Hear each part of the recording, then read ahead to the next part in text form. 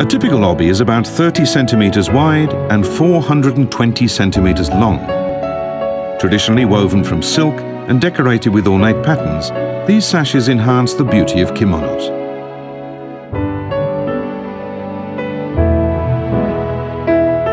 Here is an obi with a colourful and vibrant pattern.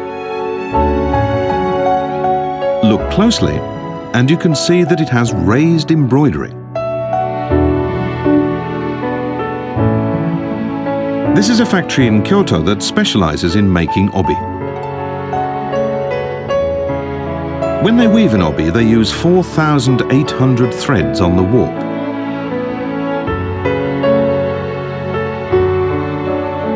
Weft threads of many colors are woven through the warp threads. By giving the weft threads a bit of slack, the weaver can create raised patterns.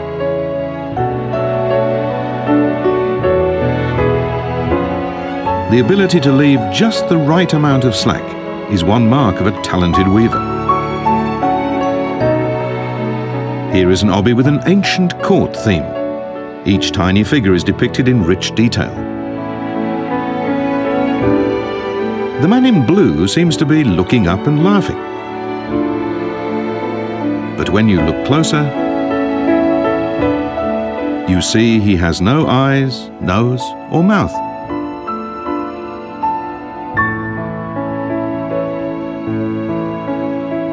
With just tiny loops of thread, the weaver has conjured a lively expression. An obi takes on different looks depending on how it's tied, and there are said to be more than 100 ways to tie an obi.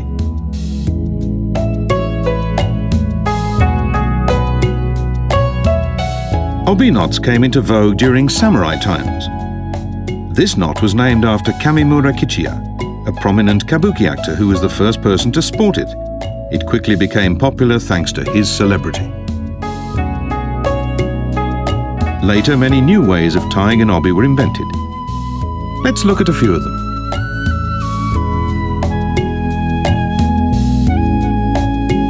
This butterfly-like knot with loops drooping down on either side is often worn with bridal kimonos. It was popular in the samurai class and does not come undone easily. This next knot, tied diagonally, is bold and dynamic. It's used mainly with broad-sleeved kimonos and is popular among girls and young women.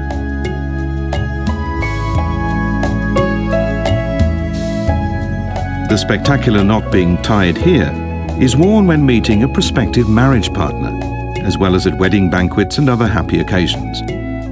This knot is meant to look like a sparrow puffed up against the cold.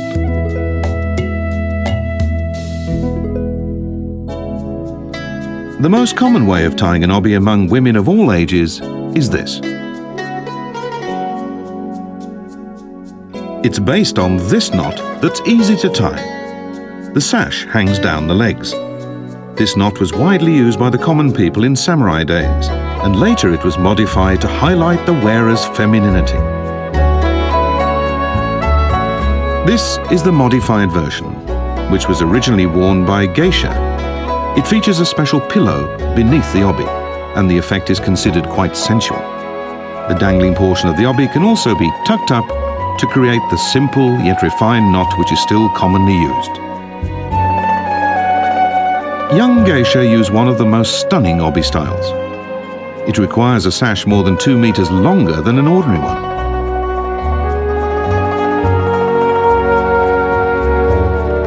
The sections overlap like this. The angle of the overlap is designed to give a strong sense of femininity. A beautiful obi, tied in an alluring way, serves to accentuate the sophistication of a kimono. I knew there were various ways to tie an obi, but not that many. That was really quite astounding. And Shirataki-san, you have an obi here. It's a beautiful, very ornate, brocaded one. Okay, let's get straight down to it then.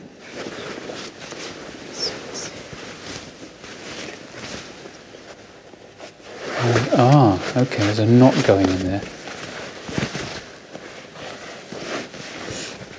Takes a bit of strength, doesn't it? 結構力いるんですね、これ。It sure does. No way that anybody could do this by themselves, I would think. Right. Wearing broad-sleeved kimonos requires the assistance of another person.